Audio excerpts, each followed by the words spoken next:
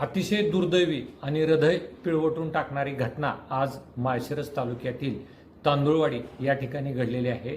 सातारा पंढरपूर या महामार्गावर माळशिरस तालुक्यातील शेवटचं गाव म्हणून तांदुळवाडी गावाचा उल्लेख केला जातो आणि या तांदुळवाडी गावामध्ये आज म्हणजे रविवार दिनांक 14 जून 2026 रोजी सायंकाळी 5 वाजण्याच्या सुमारास म्हसवड सातारा जिल्ह्यातील म्हसवड या ठिकाणाहून आलेली एक पिकअप गाडी या तांदुळवाडी गावाच्या पूर्वेला असणाऱ्या बाळासो मारुती कदम यांच्या या विहिरीमध्ये, यांच्या शेतातील विहिरीमध्ये हे पिकअप वाहन विहिरीमध्ये पडून या ठिकाणी जवळपास 12 ते 14 जणांचा मृत्यू झाल्याची दुर्दैवी घटना आज माळशिरस तालुक्यात घडलेली आहे।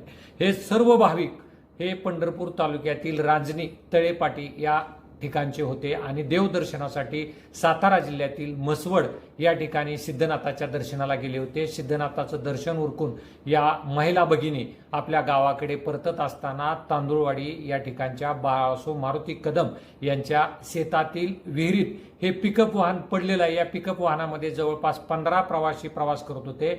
जास्तीत जास्त संख्येने महिला या वाहनामध्ये प्रवास करत होता। एक लहान मूल असल्याचे देखील त्यामध्ये आढळून आलेलं आहे आणि त्याचबरोबर जे काय प्रवासी या ठिकाणी त्या विहिरीमध्ये पिकअप वाहन पडल्यानंतर जे काय प्रवासी वाचलेले आहेत ते प्रवासी 2 प्रवाशांवर तांदुळवाडी गावातील डॉक्टर राहुल मिले यांच्या दवाखान्यामध्ये त्या प्रवाशांवर उपचार सुरू आहेत, परंतु उर्वरित सर्व प्रवासी हे पंढरपूरला ॲम्ब्युलन्सच्या माध्यमातून नेलेले आहेत।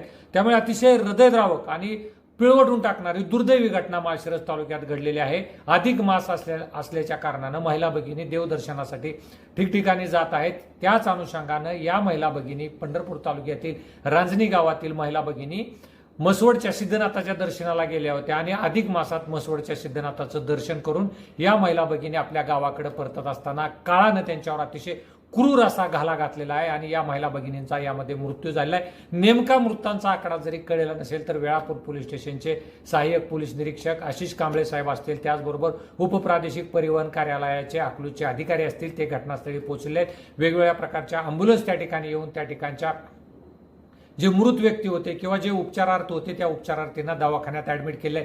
नेमका मृतांचा आकडा कळलेला नाही, थोड्याच वेळामध्ये मृतांचा आकडा कळेल, परंतु अतिशय दुर्दैवी आणि हृदय पिळवटून टाकणारी घटना आहे। अधिक मास असल्याने अनेक महिला भगिनी देवदर्शनासाठी जात आहेत। यापुढे महिला भगिनींनी देवदर्शनासाठी जात असताना काळजी घेणं गरजेचं आहे, परंतु त्याच पद्धतीनं जे सातारा पंढरपूर पालखी महामार्ग, सातारा पंढरपूर जो महामार्ग आहे त्या महामार्ग ज्या कॉन्ट्रॅक्टरने, ज्या कंत्राटदाराने तो महामार्ग बनवलेला आहे त्या रस्त्याच्या कडेलाच बाळासो मारुती कदम यांची विहीर आहे। त्या विहिरीला कटडे नसल्याची माहिती मिळत आहे। जर विहिरीला कटडे असते तर आज या अनेकांचा प्राण जाण्यापासून वाचले असते। त्यामुळं प्रशासनानं देखील आणि बांधकाम विभागाने देखील किंवा संबंधित ज्याच्या अखत्यारीत हा रस्ता येतो त्यांनी देखील याची गंभीर दखल घ्यावी आणि जे मृत्यू पावलेले आहेत त्या लोकांना नुकसान भरपाई त्या कंत्राटदाराकडून वसूल करून दिली जावी, अशी मागणी समोर येताना दिसून येत आहे। माझा सहकारी शेखरसह मी निनाद पाटील, भूमिपुत्र न्यूज।